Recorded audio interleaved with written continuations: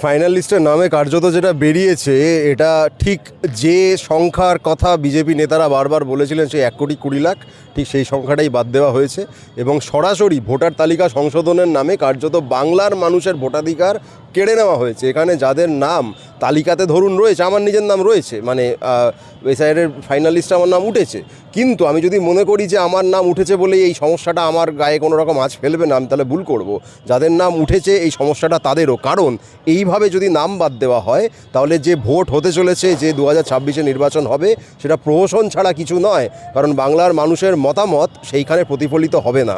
অতএব যাদের নাম বাদ গেছে বা যাদের নাম বিচারাধীন তাদের যেমন সমস্যা, যাদের নাম রয়েছে তালিকায় সমস্যাটা একইভাবে তাদেরও। অতএব এর বিরুদ্ধে লড়াই আন্দোলন 100 বার লড়তে হবে, 1000 বার লড়তে হবে, সেটাই আমরা লড়ছি।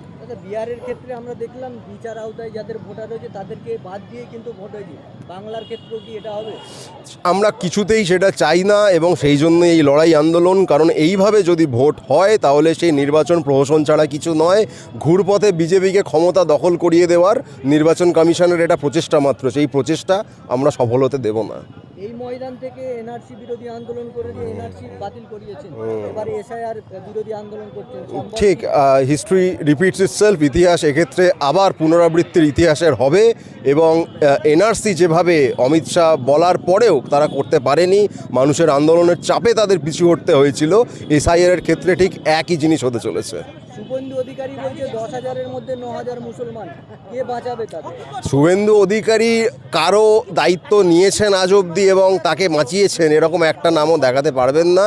তিনি দায়িত্ব নিয়ে বিজেপিকে বাঁচাতে পারেননি, বাকিদের কি বাঁচাবেন?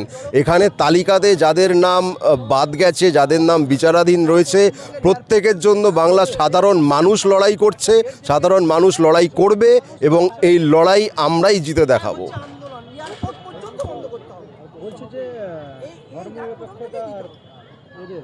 শুভেন্দু অধিকারী বলছে এই ভারতবর্ষে ধর্মনিরপেক্ষতা আর সেকুলারিজম চলবে না, এটা হিন্দু রাষ্ট্র, হিন্দুত্ব চলবে।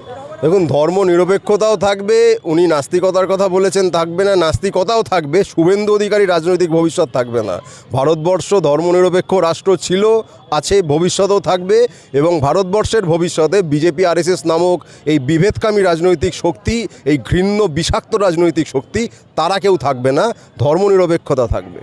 নির্বাচন কমিশন বলেছিল 2002-এর লিস্টে নাম থাকলেই আর কিছু দেখাতে হবে না, তারপরেও এত নাটক কেন? তার কারণ তাদের উদ্দেশ্যটা আসলে ভোটার তালিকা সংশোধন করা নয়, তাদের এক এবং একমাত্র উদ্দেশ্য ছিল বাংলাকে নিশানা করে ঘুরপথে আরএসএস বিজেপি যাতে দখল করতে পারে সেই পথটা মসৃণ করা, যে কারণে তারা নিজেরাই একবার এক এক রকম নিয়ম বলেছে, তারপরেই পাল্টে ফেলেছে, আবার সেই নিয়ম পাল্টেছে, কোনো রকম তারা নিয়ম মেনে কাজ করেছে এটা আপনারা দেখাতে পারবেন না। এবং তাদের একমাত্র যে উদ্দেশ্য ছিল 1,20,00,000 যে সংখ্যাটা বারবার বিজেপি নেতারা বলতেন, তারা যেন তেন প্রকারেণও কিন্তু সেই সংখ্যার মানুষের নামই বাদ দিয়েছেন। এতেই বোঝা যায় যে এখানে নিয়ম নীতির কোনো প্রশ্ন নেই, বিজেপির নির্দেশে নির্বাচন কমিশন কাজ করেছে। দেখুন, নির্বাচন কমিশন অনেক ছোট ব্যাপার, মানুষের আন্দোলনের সামনে বড় বড় রাজনৈতিক শক্তিকে মাথা নত করতে হয়েছে। নির্বাচন কমিশন তো বিজেপির শাখা মাত্র, আমরা তাদের যারা রাজনৈতিক পিতৃ পরিচয় নিয়ে চলেন তাদেরকে মাথা নত করতে বাধ্য করেছে এর আগে মানুষ, এনআরসির সময় করেছে, কৃষক আন্দোলনের সময় করেছে, এবার আরও একবার তারা করবে।